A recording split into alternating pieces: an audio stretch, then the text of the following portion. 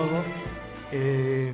El trabajo que voy a presentar es un trabajo profeso hecho para este congreso, dado que es un trabajo de genealogía y esencialmente, más que centrarme en el libro en sí mismo, porque después de todo pues la genealogía es la sucesión de linajes, yo siempre he entendido que la motivación de la genealogía es algo que tenemos muy dentro de nosotros, y es pensar que somos mientras nos recuerdan.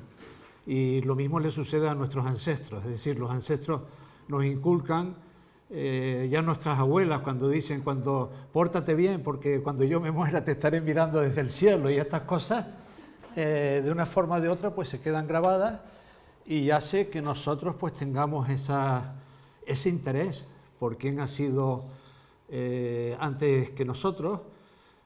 Sí es verdad que siempre llegará un momento que no somos nadie, es decir, siempre hay un primer antepasado que el pobre pues se ganaba la vida pues con las manos, porque es ley de vida, es decir, aquí no hay casas que nazcan de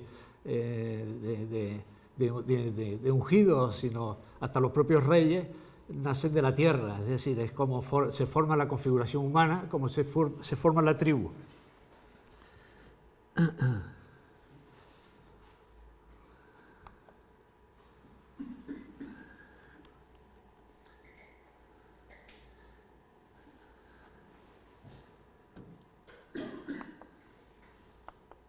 ¿Llamarme un lío? Ajá. Bueno, para esta misma conferencia y sus resultados, etcétera, pues hice un trabajo, es decir, hice un trabajo de manera pues que quedara, es decir, un trabajo que quede reflejado. Me pareció lo más oportuno. La Casa de Rojas se caracteriza por tener 5 estrellas en el blasón. Naturalmente, el apellido Rojas no designa un solo linaje. Por eso digo Rojas, sus linajes en España. Hay Rojas nobles, hay Rojas populares, hay Rojas en Taganana, y es un apellido pues de una manera o de otra extendido, si bien es verdad que yo no he encontrado connotación judía, como hay en otros apellidos connotaciones judaicas, en tanto en cuanto el mismo apellido no designa religión, es decir, el apellido lo que designa es una estirpe o un solar o una procedencia o bien un patronímico común, etc. En el caso de Rojas vendría a ser el judío de Rojas, vendría a ser Bermejo, ¿no? Porque es lo que designa. Rojas es un apellido que proviene de un solar de Burgos, de Briviesca, que se llama, y aquí es donde entraré un poco en materia, en Poza de la Sal, es de donde surge el apellido Rojas, pero hay dos tendencias con dos grandes genealogistas, que es don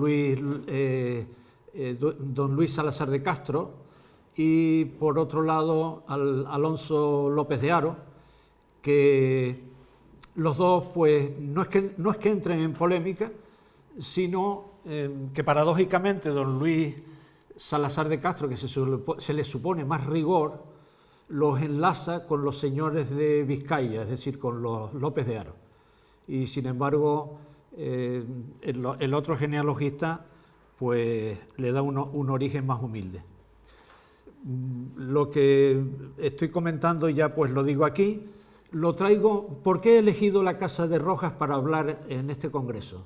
Bueno, porque la Casa de Rojas, a ella pertenecieron los señores jurisdiccionales de Canarias, es decir, los primeros señores jurisdiccionales de Canarias, Pedro García de Herrera y Rojas, natural de Palencia, y continúa hasta Guillén Peraza y Hernán Peraza y todos los demás, pues naturalmente es importante para nosotros. Tienen participación financiera en la conquista de la isla a través del mayorazgo del adelantamiento de Canarias, en un pasaje muy curioso, porque mi padre seguía manteniendo amistad con unos parientes Rojas de Sevilla, y después explicaré por qué. Y entonces esta amistad se tradujo en un momento determinado que muere un señor diciendo: mira, quiero que me rescates un censo enfitéutico que tengo al adelantamiento de Canarias. Y entonces, pues una cosa muy curiosa, porque estoy hablando del año 68. Entonces, en el año 67, don Guillermo Bencomo y Pérez Camacho, por el lado del adelantamiento de Canarias, y mi padre Pedro Machado representando a la Casa de Rojas, se reúnen ante un notario de la Orotava y, es decir, levantan el censo, es decir, el censo que los Rojas seguían cobrando, o sea, supuestamente seguían cobrando adelantamiento de Canarias con sus tantas gallinas y con sus tantos fanegas de trigo. Lo cuento como una anécdota, pero no deja de ser curioso. A ver ahora cómo me voy para atrás.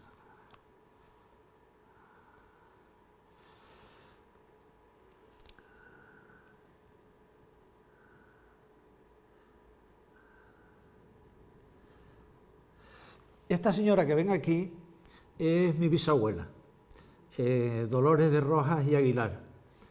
Era una joven de Sevilla, de su tiempo, hija de un general de división, don Antonio de Rojas y Casanova, y ella, pues que era una joven llena de gracia, como se ve aquí, pues conoció a mi bisabuelo, don Luis González de Chávez, que terminó la carrera de Derecho en Sevilla, y se casaron. Y entonces, como comenta un amigo mío de la Orotava, que es bastante cocinilla, que se ligó a la señora y la trajo aquí a darle mala vida, porque la verdad es que ellos en Sevilla disfrutaban de una posición bastante grande, y aquí la señora lo que tuvo no fueron sino hijos, un montón de hijos. Sí, es verdad que eran personas con medios económicos, pero bueno, como suelen ser las cosas, el amor tiene esas consecuencias a veces, no todo es felicidad. Y ese es uno de los motivos también, porque claro está, para hablar de las cosas también hay que tener una razón, porque las cosas hay que hablarlas desde el corazón, no solo desde la razón pura y dura. Aquí quería salirme de lo que estoy hablando para hablar de, ¿qué es el linaje, ¿no? El linaje, en palabras de Bernabé Moreno de Vargas, en su discurso de la nobleza de España, es un libro muy curioso, un facsímil, que el Colegio de Abogados tuvo bien regalarnos, fue la editorial Lex Nova. A cada uno de los abogados que estábamos suscritos a la editorial nos regaló el discurso de la nobleza de España, que yo creo que ningún abogado lo ha leído, solo lo he leído yo, porque estoy convencido de eso, porque entre otras cosas es tiene letra antigua, las S son F, etcétera, etcétera. Dice que la nobleza es favorecida y llamada de los hombres de bien, y que ya los arcanos se preciaron de ser los más nobles y antiguos del mundo y más acendrados que la luna. Y sigue explicando que los romanos en tiempos de Numa Pompilio, en palabras de Juvenal, lo utilizaban, los nobles lo utilizaban representándolo en una villa en forma de luna en los zapatos. Esto viene al caso porque quería hacer un repaso de cómo utilizamos distintivos de nobleza, que se ha extendido naturalmente, porque al finalizar todo seguimos la trayectoria de Génova. El libro de oro de Génova se distinguía en dos partes, una parte de nobilis y otra parte de populis. Entonces, las obligaciones y los derechos las tenían los nobles, acomodados a su caudal económico, etcétera, y los populis pues también tenían sus obligaciones, vigilancia de la muralla, el embarcarse a los 14 años, etcétera, etcétera. Plinio cuenta que era señal de nobleza llevar un bolo, que debe ser pues no un broche, de oro, también en señal de nobleza, es decir, que la nobleza se quería destacar.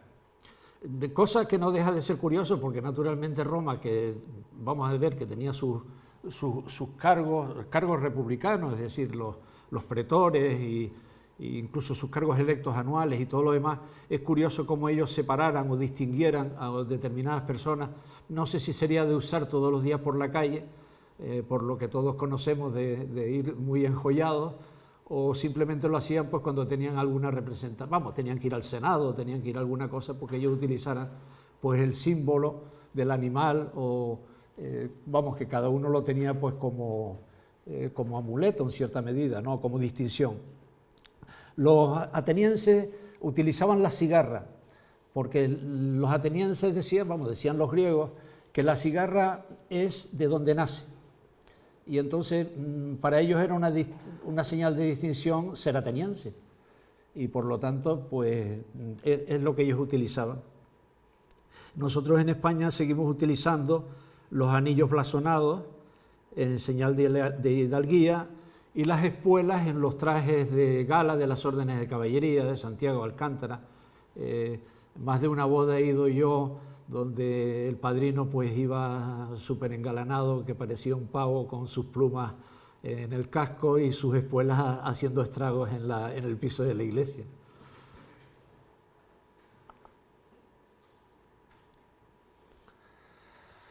En la genealogía se produce un hecho que es singular, que es el siguiente, y es que a finales del siglo XVII, que se puso muy de moda la genealogía, es decir, los reyes de armas, entre otras cosas para justificar el pago que recibían de la persona que le encargaba la carta de hidalguía.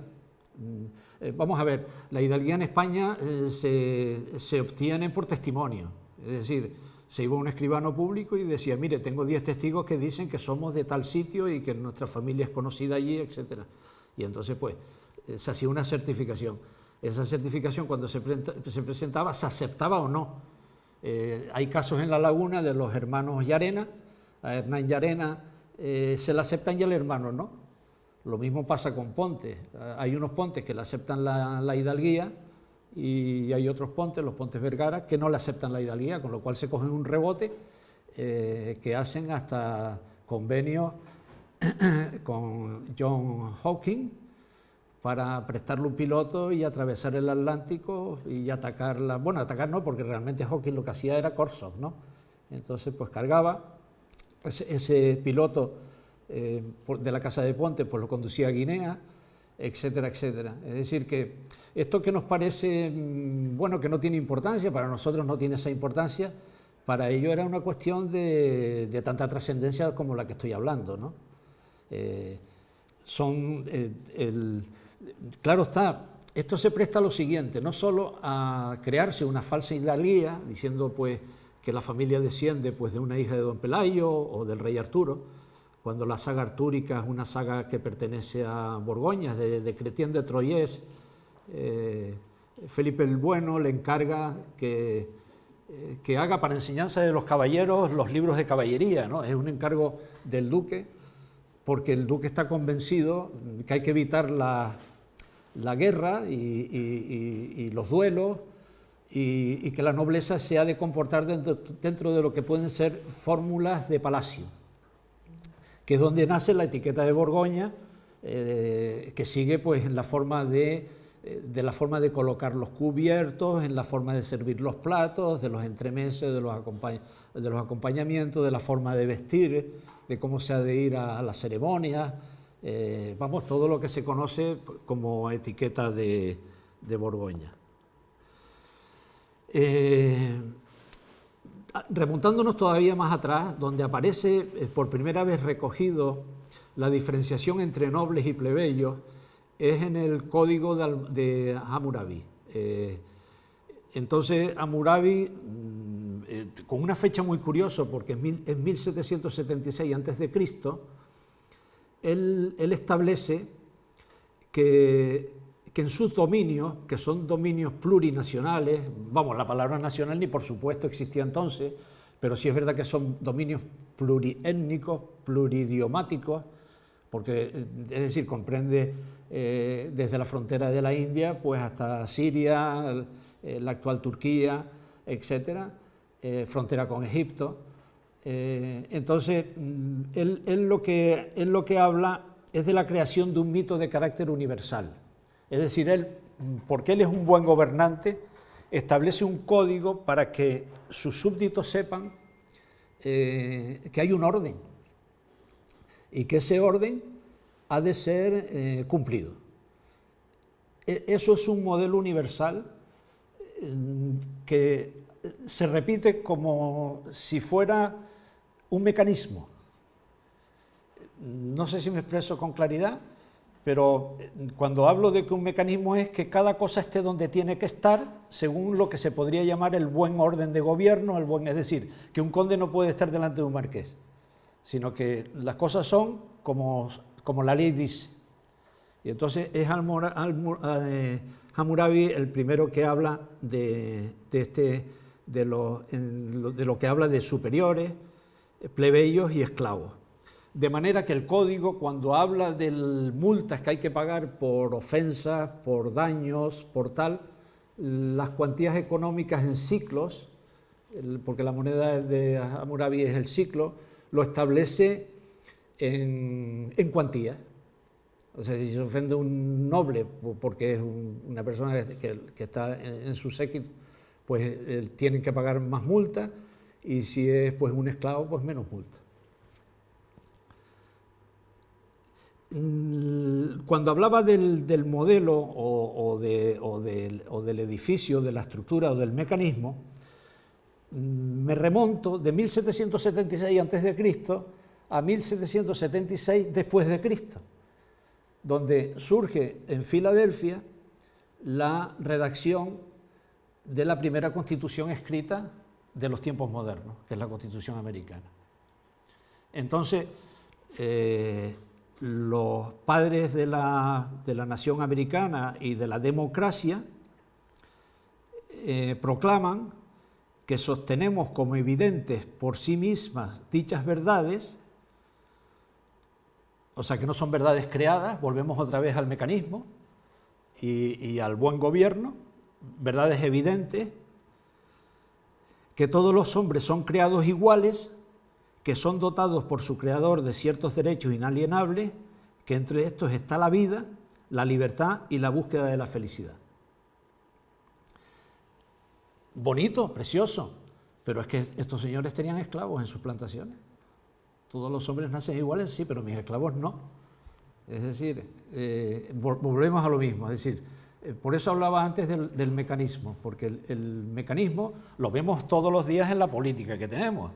Es decir, las palabras son palabras y las pensiones son las pensiones, pero después la injusticia sigue y continúa como continúa.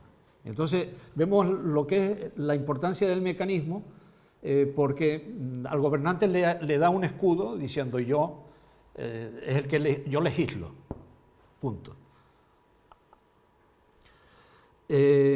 Volviendo a la genealogía, historias de familia no son iguales en todos lados, es decir, en el caso de Portugal, que conozco bien, las familias judías todas son blasonadas y los apellidos son los mismos, es decir, hay Meneses judíos, hay Meneses cristianos, porque es una religión, la religión es la de cada uno, no tiene que ver con el linaje.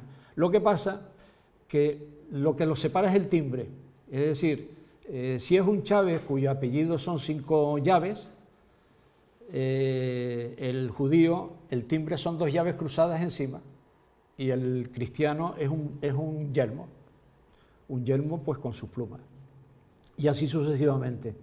Y después los portugueses utilizan dentro del escudo palabras que llaman caldeas. Los genealogistas portugueses lo llaman caldeico. El caldeico no son sino palabras en arameo. Bueno, el idioma de los judíos. Como aquí no hay quien viva, ¿no?, que dice que la Virgen se le apareció y le habló en arameo, con lo cual no recuerda nada de lo que le dijo. Pues esto, en arameo es donde ponen para decir nuestra familia tiene una ascendencia judía.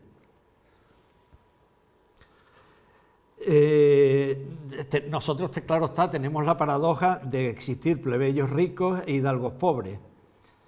Y a falta del libro de matrícula, es decir, hasta a falta del libro de matrícula, pues en España lo que se utilizó fue el modelo de Borgoña. Es decir, al entrar en la Casa de Austria, Castilla se distingue de Aragón, y de Cataluña. Aragón y Cataluña es lo mismo, pero estoy hablando de que no existió en Castilla feudalismo, sino en Castilla lo que existió fue behetría. Behetría es un pacto entre el señor y sus vasallos. Y entonces cuando se rinde pleito homenaje, el vasallo lo que dice al señor es: te prometo y te juro lealtad, siempre y cuando tú seas mi señor, es decir, tú me protejas. El día que tú no me protejas, yo cambio de señor. Y de ahí vienen todo, la casa de Trastámara, pues la enorme juego, sobre todo cuando entraron, es decir, cuando la casa legítima de Borgoña dejó de regir en España y entraron los Trastámara, pues entonces es inestable por esos pactos de behetría. O sea, los nobles le decían: mire, don Juan II, me voy, es decir, tal cual, es decir, le declaro la guerra, porque usted a mí no me está sirviendo. Sin embargo, el feudalismo no. Pues claro está que el feudalismo después en Aragón tenía los malos usos, sobre todo en Cataluña, que tardaron muchísimo en quitárselo, etc.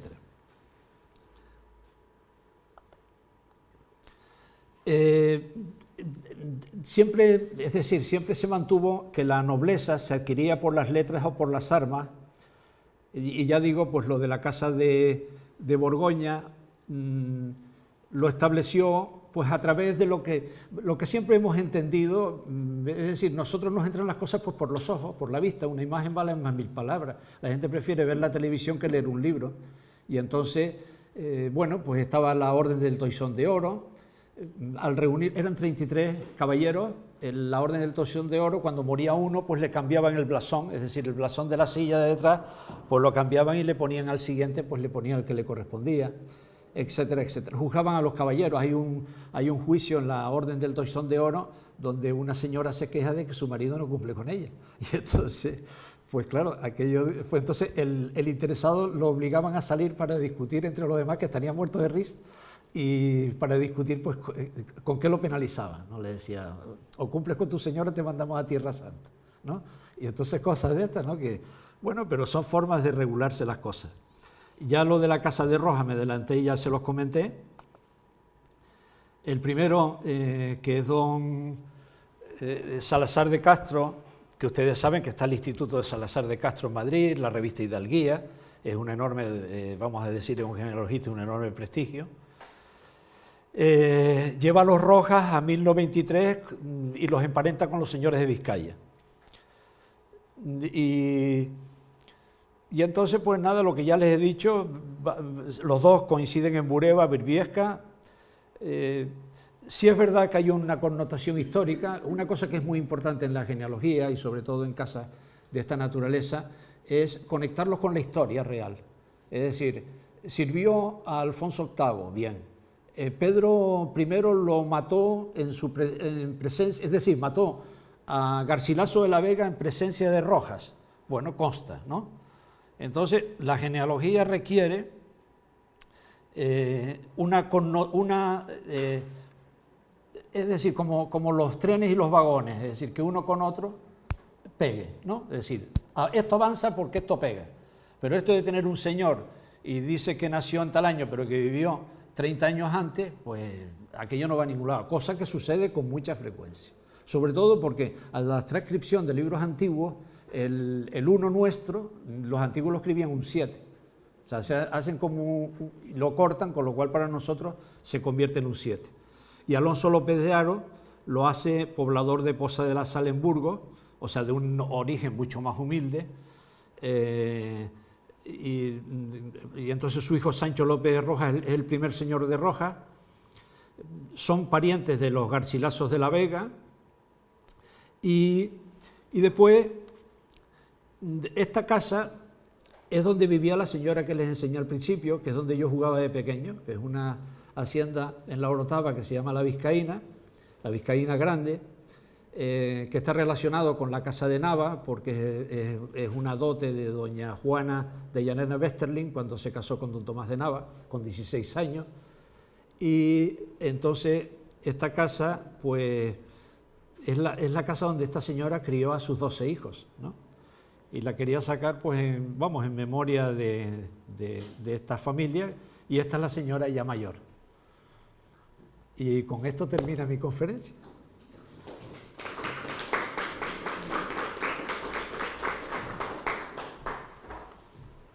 Y una cosa que les quería decir ya como apéndice es, cuando yo era pequeño, mis tíos abuelos me llevaban algo que yo odiaba, porque yo en esa época era como Sheldon, ¿no? Y entonces una de las cosas que yo odiaba era el embarque de la Virgen en el puerto, porque los niños esto de las multitudes multitudinarias les da miedo. Y entonces yo pequeñito me llevaban al embarque y yo decía que no me suban en esa barca porque hay que ver el mar cómo se mueve. Se movía entonces como el doble para la visión de un niño de lo que se mueve hoy en día. Y entonces, y después me llevaba a mi tío abuelo, a ver los fuegos artificiales, otra cosa que a los niños les da pavor, ¿no? Que yo me metía debajo de cualquier cosa. Y entonces yo le decía, pero vámonos de aquí, vámonos aquí. Dice, no, tú aguanta porque nosotros descendemos de los marqueses de la Peña de los Enamorados. Y a mí aquello me hacía como una cosa graciosa, yo decía, esto es una cosa de un señor mayor, ¿no? Y entonces efectivamente uno de los títulos de la Casa de Rojas son marqueses de la Peña de los Enamorados, que es una peña que está en Málaga, en la zona alta de Málaga, y entonces pues ya con esto termino. Muchísimas gracias.